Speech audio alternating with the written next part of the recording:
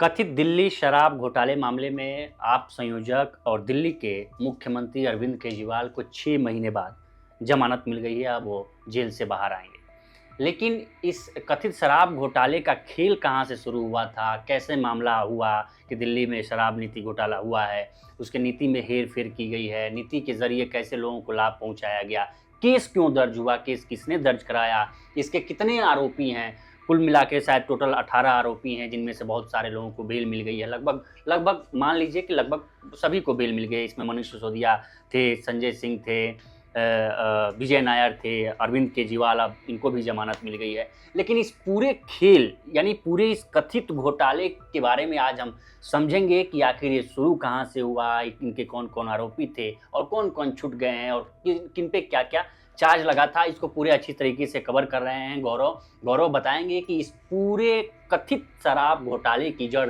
कहाँ से शुरुआत होती है, इसकी कड़ी कैसे एक दूसरे से जुड़ती जाती है और सीबीआई और ईडी के लपेटे में ये कैसे आते हैं।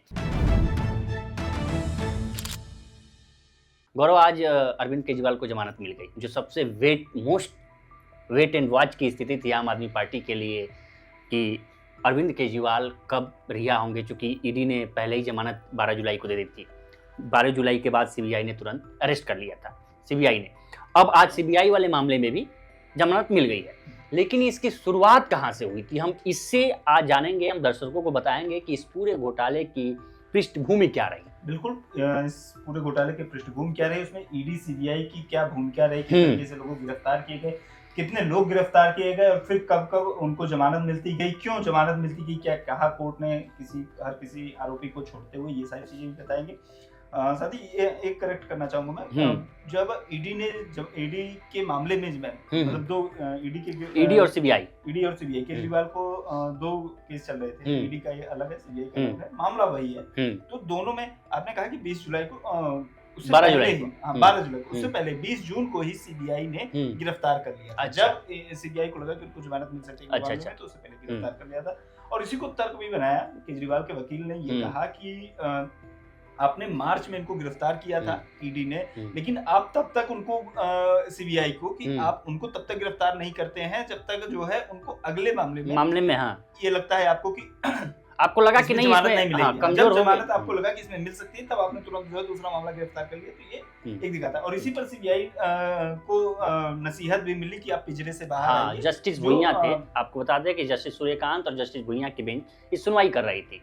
हालांकि जस्टिस सूर्यकांत ने कहा कि नहीं, सीबीआई की गिरफ्तारी जो हुई है वो ठीक है, लेकिन जस्टिस उज्जवल भुइयां ने कहा कि आप तभी संदेह के घेरे में आ जाते हैं जब ईडी ने जब इनको बेल दिया तो आप एक्टिव कैसे हो गए। मामले में जब ईडी के मामले में बेल मिला तो आप एक्टिव हो गए। यहाँ से सवाल आपके पैदा होता है। तो आपको आपकी जो छवि है पिंजरे में बंद तोते की, उसकी छवि से आपको बाहर निकलने की जरूरत है। ये नसीहत दी सीबीआई को। बिल्कुल, ये ऐसा नहीं है कि ये इस मामले में पहली बार जांच एजेंसियों को डांट मिली है। इससे पहले भी कई बार सरकार के तोते का मामला रहा हो, चाहे अन्य आरोपी जो भी रहे हो, उनके मामले की गिरफ्तारी का। सौरभ, हम ये जानना चाह रहे हैं कि आखिर केस जो है सीबीआई कैसे कमजोर पड़ती गई और जितने आरोपी कथित दिल्ली शराब घोटाले में कैसे छूटते गए, इसको हम उस पर आएंगे। ये लगातार कहा जाता रहा कि केजरीवाल को कि वो मुख्य आरोपी हैं, मुख्य किंगपिन है इस जो पूरा घोटाला हुआ उसके, इस बिहाफ पे कि जो पैसा आया वो पैसा आम आदमी पार्टी के इलेक्शन कैंपेन के लिए खर्च हुआ गोवा में। और ये चूंकि अरविंद केजरीवाल उस पार्टी के मुखिया भी हैं, आम आदमी पार्टी को भी इस मामले में पार्टी बनाया गया, इसी वजह से ना, तो उस पार्टी की जिम्मेदारी कौन तय करेगा, अथॉरिटी कौन तय करेगा, जाहिर सी बात है उस पार्टी का जो हेड है संयोजक, तो वो केजरीवाल है। और फिर एक बयान को भी आधार बनाया गया। एक केजरीवाल ने अपने भाषण में कहा था गोवा में चुनाव लड़ते समय कि अपने उम्मीदवारों से कि आप लोग चुनाव लड़ो, पैसे की चिंता मत करो। अच्छा, तो उसको भी एक आधार बनाया कि आप ऐसे करो। और ये कहा गया कि जो पैसा आया वो साउथ ग्रुप के जरिए वो फिर गया गोवा चुनाव में खर्च।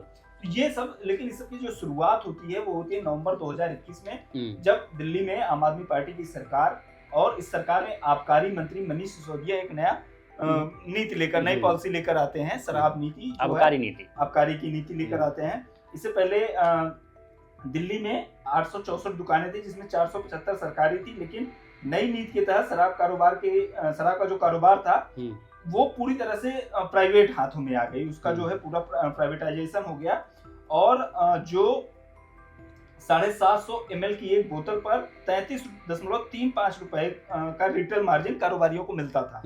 वो अब नई नीति आने के बाद बढ़ गई और इतनी बढ़ गई आप चौंक जाएंगे कि 363 रुपए हो गई। जो 33 रुपए एक बोतल 750 ml पर मिलती थी कारोबारियों को मार्जिन रिटेल, वो 363 रुपए मिल रहे हैं एक बोतल पर। और जो 530 की बोतल मिलती थी एक, वो 560 रुपए की मिलने लगी। 30 रुपए दाम बढ़े और उसका 300 इतना बड़ा फायदा कारोबारियों को होने लगा।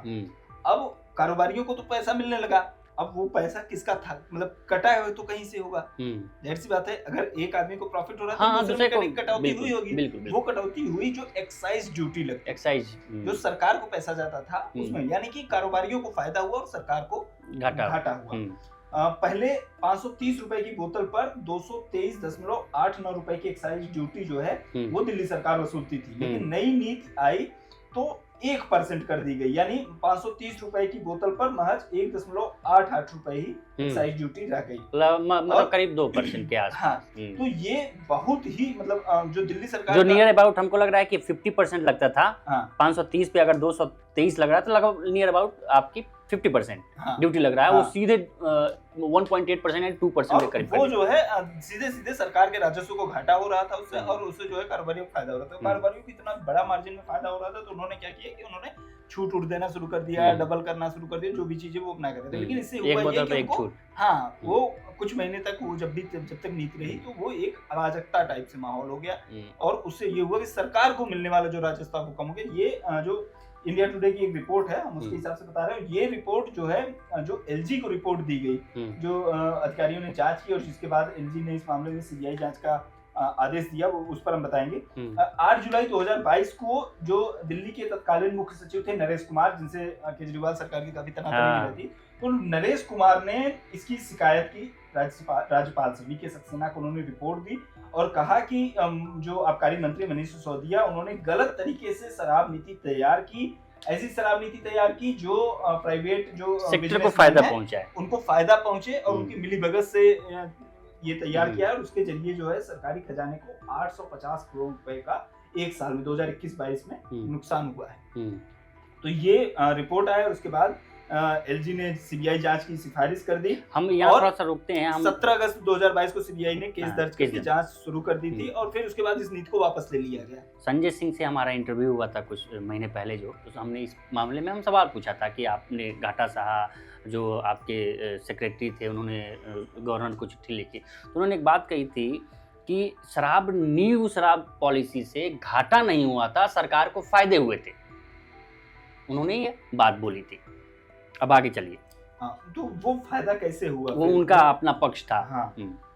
तो ये हो सकता है कि सरकार एक मुश्त जब वो नीलाम करते हो, प्राइवेट करते हो, तो पैसा वसूल दरअसल क्या है कि मान लो कि 10 लोगों से 5-5 रुपया मिल रहा तो 50 रुपया मिला, 100 लोगों से अगर 1-1 रुपया भी मिलेगा तो 100 रुपया मिल गया।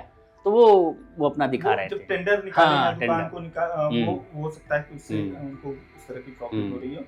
फिर इसके बाद सीबीआई जांच शुरू हुई और सीबीआई ने 9 कारोबारी, 3 पूर्व सरकारी अफसर और मनीष सिसोदिया जो कि मंत्री थे, और 2 कंपनियों को इस मामले में आरोपी बनाया। इसमें इस घोटाले में जो कि पैसों की हेराफेरी के आरोप थे, मनी लॉन्ड्रिंग का आरोप लगा, तो फिर इसमें जो है ईडी की भी एंट्री हो गई।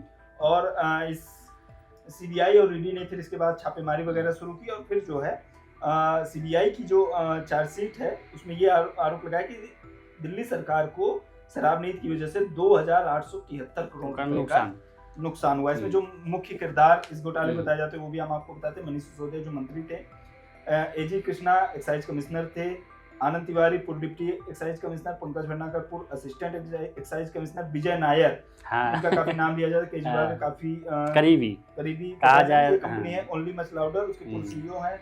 मनोज राय प्रोनोड रिकॉर्ड के पूर्व कर्मचारी हैं। अमनदीप ढाल ब्रिंडको सेल्स के डायरेक्टर, जो अभी भी आरोपी हैं, जो अभी जेल में है, जुडिशियल कस्टडी में है। समीर महेंद्रू, अमित अरोड़ा, दिनेश अरोड़ा, अरुण रामचंद्र पिल्लई, अर्जुन पांडे, बड़ी रिटेल प्राइवेट लिमिटेड और महादेव लिकर्स, ये सारी जो आरोपी इस मामले में पूरे बनाए गए। इसमें एक अब- सवाल हम पूछ रहे हैं गौरव कि इसमें हुआ जैसे जो आपने आरोपियों को 18 आरोपियों की लिस्ट बनाई, इसमें एक मुद्दा बहुत बड़ा उठा था। जब उठा था कि भाई आप आरोपी हैं, उनको अप्रूवर बना ले रहे हैं, अप्रूवर बना के उनको सरकारी गवाह बना ले रहे हैं, उनको छोड़ दे रहे हैं। उनमें कौन कौन से नाम थे जिनको अप्रूवर बना दिया गया, सरकारी गवाह बना दिया गया? बिल्कुल, इसमें ईडी ने 18 लोगों को गिरफ्तार किया था। और ये मामला चूंकि जब इलेक्टोरल बॉन्ड वाला आया था तब ये हुआ कि भाई इलेक्टोरल बॉन्ड आपसे इंडिपेंडेंस से लिया, जो घोटाले के आरोपी हैं, फिर वो अप्रूवर बन गए और फिर उनको जमानत मिल गई। इस तरह के आरोप लगे थे। इसमें टोटल 18 लोग थे, जिसमें से अधिकतर लोगों को जमानत मिल गई। एक बार फिर से आपको बताया, अरविंद केजरीवाल जमानत मिल चुकी, मनीष सिसोदिया, संजय सिंह, के कविता, विजय नायर, समीर महेंद्रू, विनय बाबू, अभिषेक बोनापल्ली, अमित अरोरा, इन सब लोगों को जमानत मिल चुकी है। गौतम मल्होत्रा को जमानत मिल चुकी है। राजेश जोशी, अमनदीप ढाल जो एकमात्र हैं वो अभी जुडिशियल कस्टडी में। अरुण पिल्लई को जमानत मिल चुकी है। विनोद चौहान, चनप्रीत सिंह को ही इस मामले में बताया जा रहा था कि केजरीवाल के खास आदमी है जो पैसा लेकर आए थे, इन्होंने पैसा बांटा। चनप्रीत सिंह पर गंभीर आरोप लगे थे, लेकिन उनको भी विजय नायर के साथ पिछले दिनों जमानत मिल गई। इसके बाद बचते हैं जो अप्रूवर बन गए, शरद चंद्र रेड्डी, राघव मंगूटा और दिनेश अरोरा। ये 3 लोग जो है अप्रूवर बन गए और उसके बाद जेल से छोड़ गए।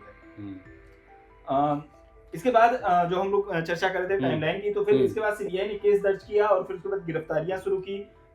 विजय नायर को गिरफ्तार किया गया सितंबर 2022 में, समीर महेंद्रू को गिरफ्तार किया गया। फिर फरवरी 2023 में सीबीआई ने कई घंटों की पूछताछ और कई बार छापे के बाद मनीष सिसोदिया को गिरफ्तार किया, जो तब तक इस मामले की सबसे बड़ी गिरफ्तारी थी।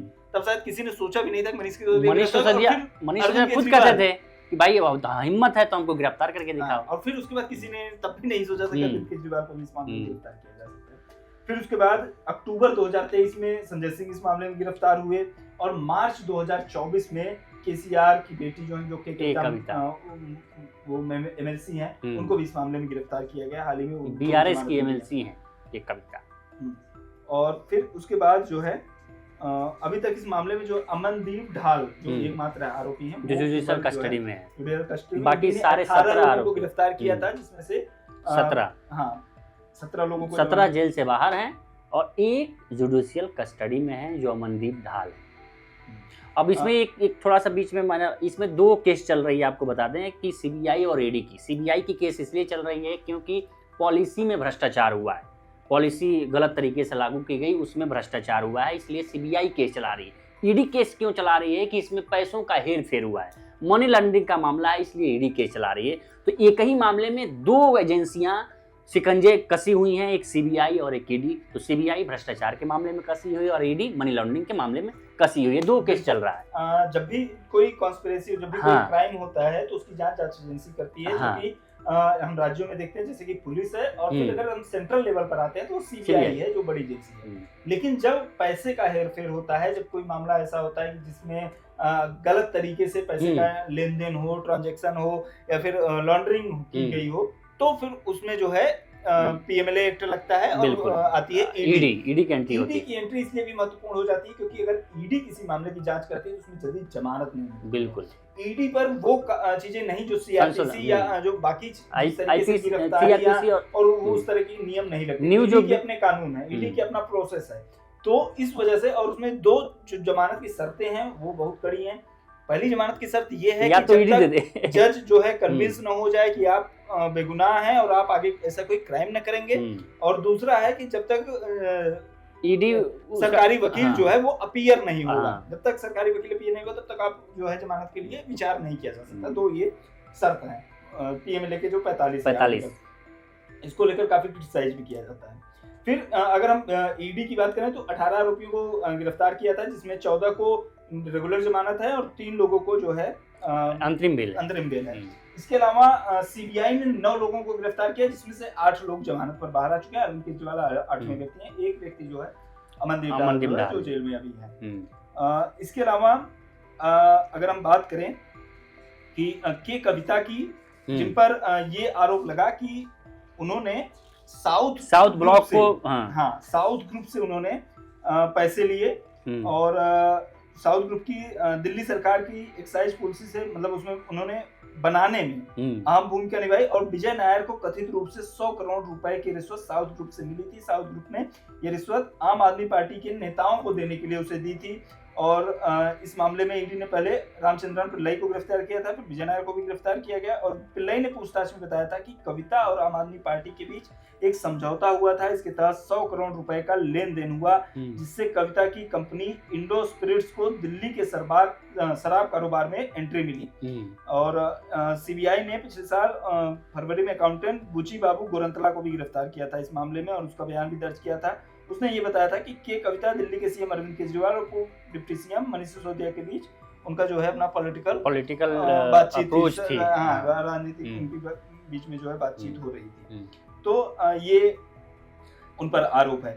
और अरविंद केजरीवाल पर क्या आरोप है उसके बारे में हमने आपस में चर्चा की। बाकी जो मनीष सिसोदिया पर जो आरोप लगे वो आबकारी मंत्री थे, उन पर ये आरोप लगे कि उन्होंने जो है गलत तरीके से नीति तैयार की, जो ऐसा नीति जो इससे सरकारी कंपनियों को सरकार को घाटा हुआ और प्राइवेट कंपनियां जो थी उनको फायदा पहुंचाने के लिए ये नीति तैयार की गई। तो ये सारी चीज़ें थी, आप समझ गए कि जड़ कहाँ से शुरुआत हुई। 2021 से शुरुआत हुई, नई पॉलिसी बनती है दिल्ली में, नई शराब नीति लेके आती है। आबकारी मंत्री उस समय मनीष सिसोदिया रहते हैं। मनीष सिसोदिया को होता है कि मनीष सिसोदिया आबकारी मंत्री हैं और इन्हीं के नेतृत्व में शराब नीति लेके आ गई है। उसमें आरोप लगता है, सचिव लेटर लिखते हैं उपराज्यपाल को, राज्यपाल सीबीआई जांच का आदेश देते हैं, सीबीआई की एंट्री होती है, उसमें पता चलता है कि नहीं इसमें मनी लॉन्ड्रिंग का भी केस है। ईडी की एंट्री होती है, ईडी 18 लोगों को गिरफ्तार करती है, 17 लोग छूट जाते हैं। एक जेल में अभी जुडिशियल कस्टडी में है, अमनदीप ढाल हैं, बाकी सारे लोग छूट गए हैं। और कौन किस प्रकार से छूटा गौरव ने बताया। तो आपकी इस वीडियो पे क्या राय है और आपका इस पर क्या राय है, आप हमें कमेंट सेक्शन कर जरूर बताएं। बाकी देश दुनिया की तमाम खबरों के लिए बने रहें लोकमत हिंदी के साथ। नमस्कार।